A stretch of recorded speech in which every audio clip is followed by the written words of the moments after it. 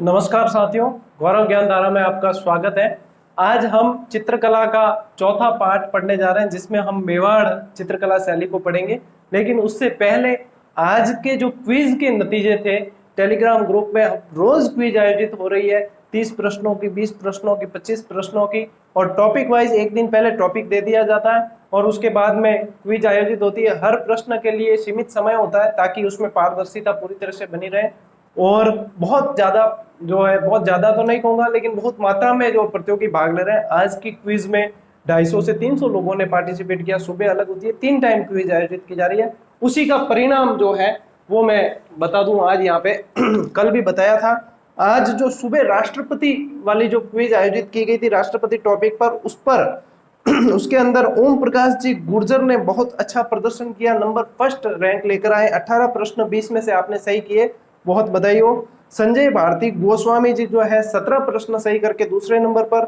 जेके एक नाम लिखा हुआ है 17। इसमें क्या करें, आप टेलीग्राम आईडी पे नाम अपना पूरा लिखें अच्छी तरीके से, ताकि यहाँ पे आपका जब अनाउंसमेंट होता है नतीजे का, रिजल्ट का, तब आपकी जो है नाम अच्छे से बताया जा सके। तो जेके नाम से जो भी विद्यार्थी है बहुत अच्छा प्रदर्शन कर रहे हैं, उनकी 17 नंबर के साथ में तीसरी रैंक थी। सरिता दत्तरवाल जी की 17 नंबर के साथ में चौथी, और जीएस एक नाम लिखा हुआ उसमें उनकी भी 17 नंबर के साथ 5वीं रैंक थी। ये टॉप 5 सुबह की क्विज के थे। शाम 5 बजे की क्विज के जो प्रतियोगी थे उनमें जेके जो नाम लिखा हुआ था वो 30 में से 25 नंबर लाकर फर्स्ट रैंक में, इसमें लगभग 250 लोगों ने पार्टिसिपेट किया था। और ये हड़प्पा सभ्यता पर आधारित क्विज थी जिसका पार्ट 1 था। पार्ट 2 इसका सोमवार को डाला जाएगा। संडे को क्विज आयोजित नहीं की जाएगी क्योंकि रिवीजन और पढ़ाई के लिए वो समय बचेगा। बाकी 6 दिन जो है आपकी 3 क्विज चलेगी दिन की, और उसमें आपकी तैयारी का बहुत अच्छा मैं देख रहा हूँ रेस्पॉन्स, और बहुत अच्छी तैयारी आपकी होगी। इनमें से जहां तक मुझे लगता है अपन 3-4 महीने इसको कंटिन्यू रख लेंगे तो इनमें से आपके सवाल बाहर बिल्कुल जाने की संभावना नहीं रहेगी। और इसमें होगा क्या कि आप अपनी तैयारी का आकलन कर सकेंगे। अब कई जने 2-2 3-3 बार जो सोच रहे थे कि हम रिवीजन करके बैठे हैं, जैसे क्विज देते हैं, समय सामने होता है, ऑप्शन सामने होते हैं, तब उनके जो है वहाँ प्रैक्टिस मांगती है। तब जब उनके ऑप्शन जैसे गलत होते हैं तो अब उन तैयारी का एक स्तर पता चल जाएगा और वो उसको उस तरीके से करेंगे। तो दूसरे नंबर पर संजय भारती गोस्वामी जी हर क्विज में अच्छा प्रदर्शन कर रहे हैं, आप साधुवाद के पात्र हैं। 25 सवाल के साथ में मिस्टर परफेक्ट एक नाम लिखा हुआ है। हाँ, काम भी आपका परफेक्ट के जैसा ही है। 24 प्रश्न के साथ में आप तीसरे नंबर पर है। सुमन सैनी जी 24 नंबर के साथ चौथे नंबर पे। मुन्ना लाल जी बिश्नोई 23 प्रश्न के साथ में 5वें नंबर पर है। ये टॉप 5 है ना, ये उन 250 में से टॉप 5 है जो सभी पढ़ने के प्रति समर्पित थे, और प्रश्न जो स्तरीय थे, जो प्रेशर था इनके ऊपर, उसमें ये इतना अच्छा प्रदर्शन कर रहे हैं तो ये एग्जाम हॉल के प्रेशर को भी अच्छे से झेल सकते हैं, ये बात निश्चित है। तो ये आज पहले अनाउंसमेंट हो गया इस चीज का। अब एक और चीज बता दूं कि ये चित्रकला का पार्ट आज मैं डाल रहा हूं, इसके बाद में हम साइकोलॉजी स्टार्ट करने जा रहे हैं, और ये जो है लगभग महीना भर मैं कंटिन्यू चलाऊंगा, और महीने भर में मुझे लगता है मैं साइकोलॉजी आपको पूरी अच्छी तरीके से करवा दूंगा।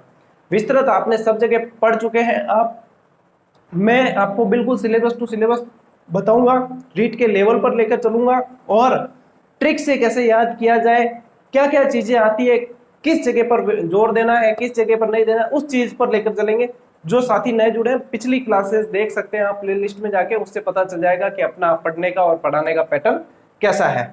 तो साथियों अब जो है अपन शुरू करते हैं चित्रकला को। मारवाड़ स्कूल पढ़ा चुका हूं। चित्रकारों के सारे अलग अलग चित्रकारों के नाम याद रखने की ट्रिक सारे चित्रकार एक ही क्लास में पढ़ा दिए थे, और सबकी ट्रिक बता दी थी, वो भी आप देख लीजिएगा। कॉल बीच में ना किया करें, असुविधा के लिए खेद है। तो चित्रकारों की भी ट्रिक मैं बता चुका था। इसके अलावा आपको मैंने और भी चित्रकला का एक पार्ट डाल दिया था जिसमें सारणी बता दी थी। सारणी में बहुत सारी डिटेल आ गई थी, लगभग प्रश्न वहां से बन जाते हैं, और ये जो है इनमें जो विशेषता है उनकी बाकी रह गई थी, वो चीज है। तो उदयपुर चित्रकला शैली यानी कि मेवाड़ स्कूल को लेकर चलते हैं। मेवाड़ में सबसे पहली अपन जो पढ़ते हैं वह आ जाएगी आपके उदयपुर चित्रकला शैली। तो अब देखो इसमें क्या क्या प्रश्न पूछे जाते हैं। सबसे पहले तो पूछा जाता है कि स्वर्णकाल, तो जगत सिंह प्रथम के समय तो स्वर्णकाल था। यदि इसमें सबसे प्राचीन ग्रंथ पूछा जाता है तो श्रावक प्रतिक्रमक सूत्र चूर्णी, श्रावक प्रतिक्रमक सूत्र चूर्णी, ये जो है 1261 में तेज सिंह के समय कमल चंद्र ने, ये चित्रकला पर आधारित कहा जाता है कि मेवाड़ का पहला चित्रकला पर आधारित ग्रंथ है। इसके अलावा एक ग्रंथ है सुपासनाह चर्यम, सुपासनाह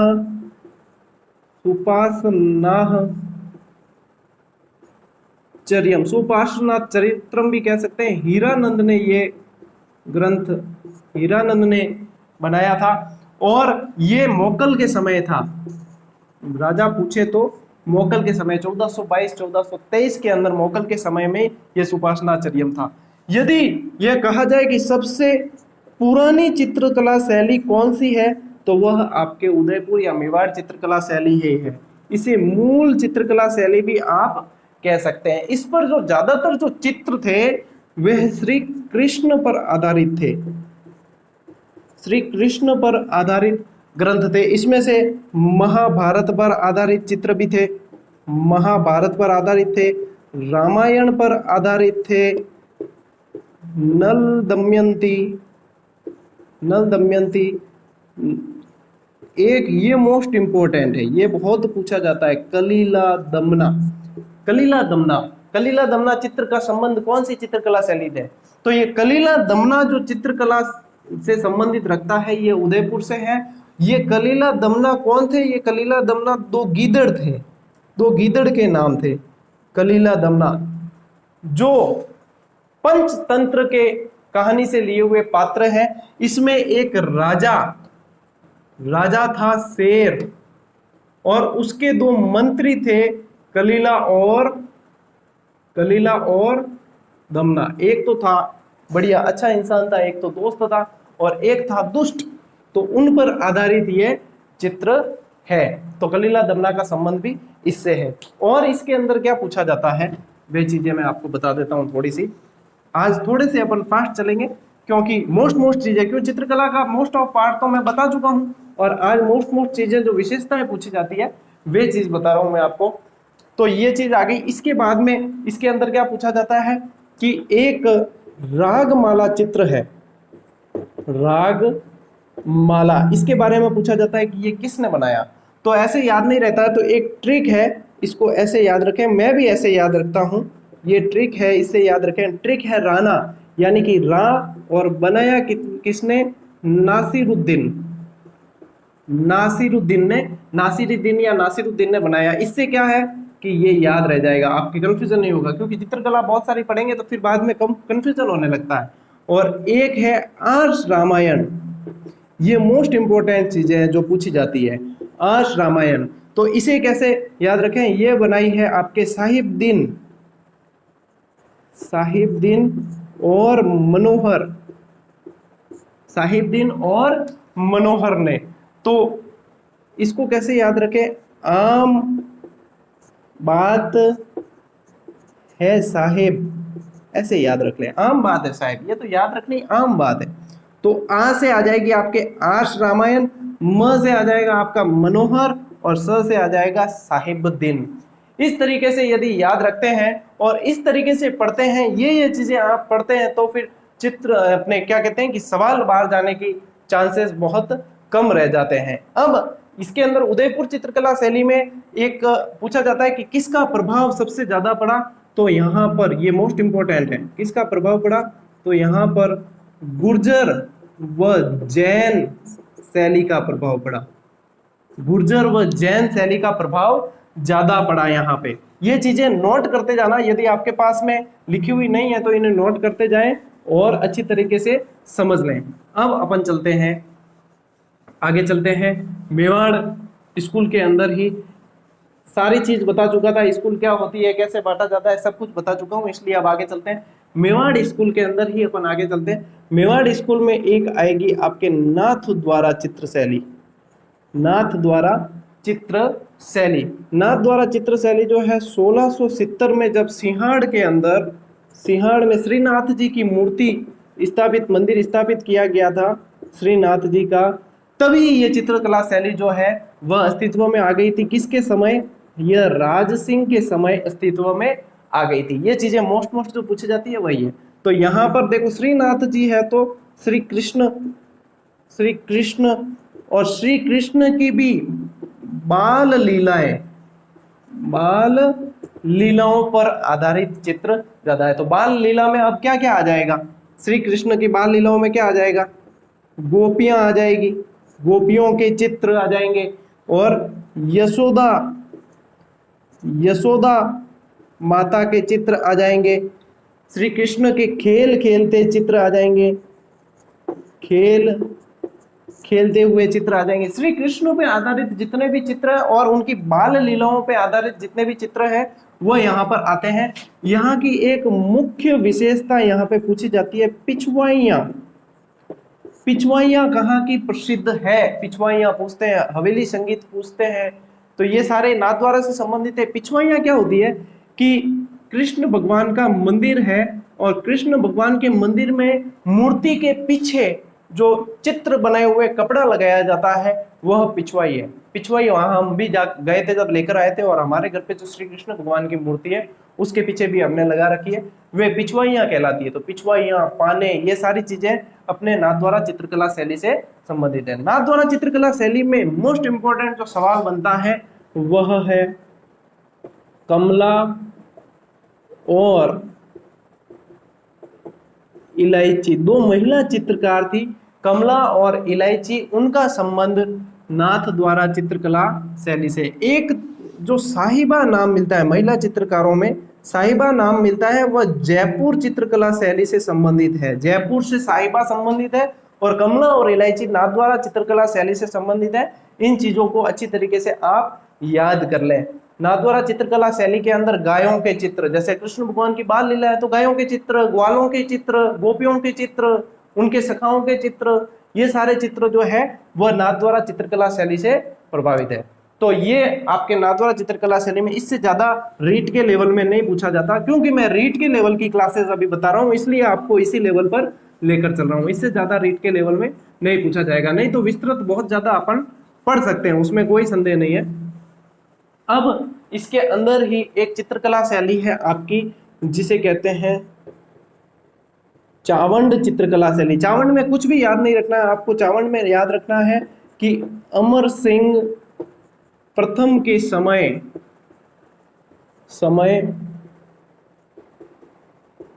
स्वर्णकाल था। अमर सिंह प्रथम के समय में स्वर्णकाल था। रीट के लेवल पे आप ये याद रखें, इससे ज्यादा आपको चावंड में मुझे नहीं लगता कि पूछा जाएगा। एक आएगी आपके देवगढ़ चित्रकला शैली। देवगढ़ चित्रकला शैली, देवगढ़ चित्रकला शैली जो है वह 1680 के अंदर अस्तित्व में आई, जब ठाकुर द्वारकादास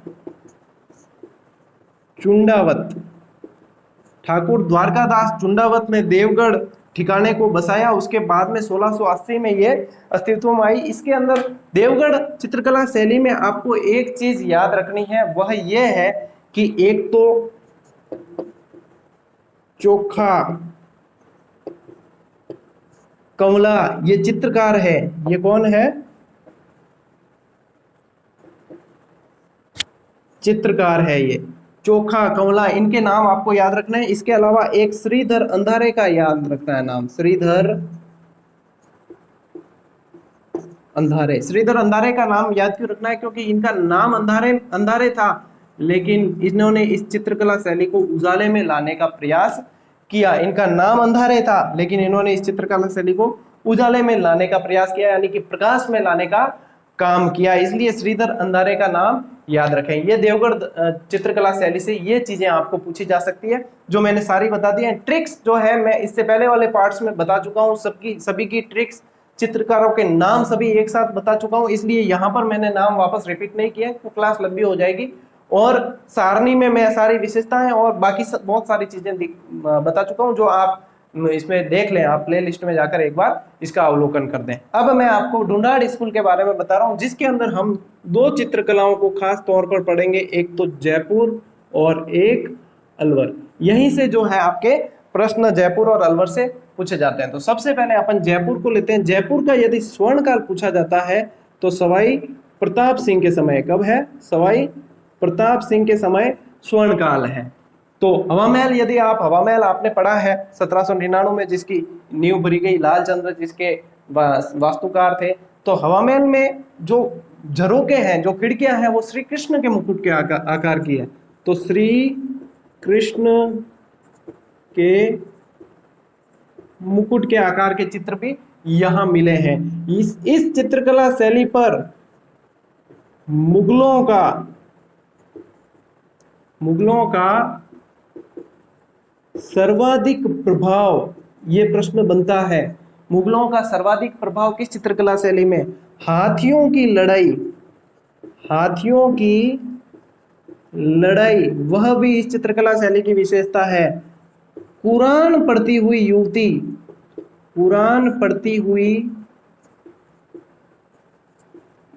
युवती का चित्र, भीख मांगते हुए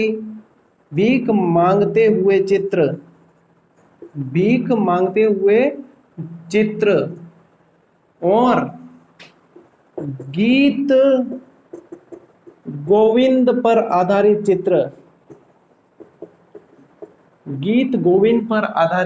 चित्र, ये सारे चित्र यहां मिले। इनके अलावा जो एक मुख्य विशेषता है वह है आदमकद चित्र। किसके समय? ईश्वरी सिंह। किसके समय? ईश्वरी सिंह, ईसर लाट या सरगासूली भी कहते हैं जिसे। और ये बनाया किसने था? ये बनाया था साहिब राम ने हूबहू चित्र बना दिया था। आदमकद चित्र उसे कहते हैं जो हूबहू चित्र उसी आकार का बना दिया जाता है उसे। इसे कैसे याद रखें? इसे भी याद रखें, आशा याद रखें। आदमकद और साहिब राम किसका बनाया? ईश्वरी सिंह का। किससे संबंधित है? जयपुर चित्रकला शैली से संबंधित है। एक उदयपुर चित्रकला शैली का एक यहाँ पे मैं आपको वापस बता देता हूँ। एक जो मोस्ट इंपोर्टेंट सवाल बनता है और पूछा जाता है उसे कहते हैं तस्वीरों का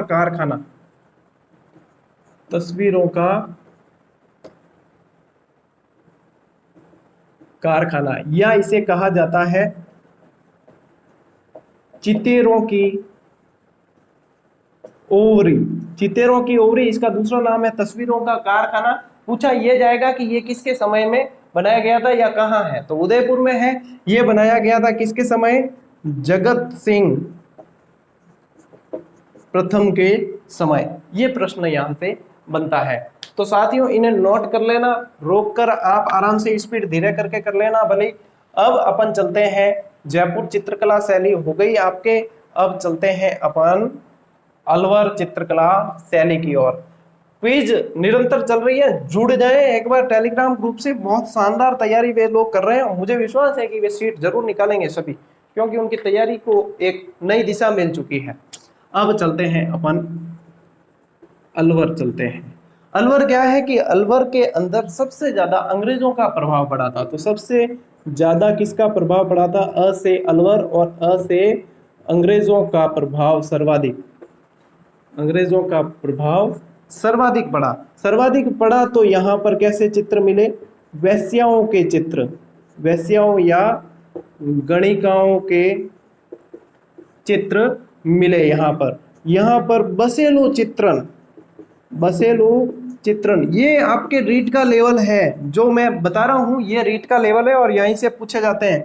बादलों की बॉर्डर के चित्र, बादलों की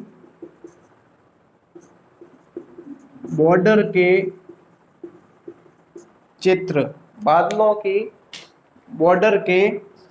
चित्र और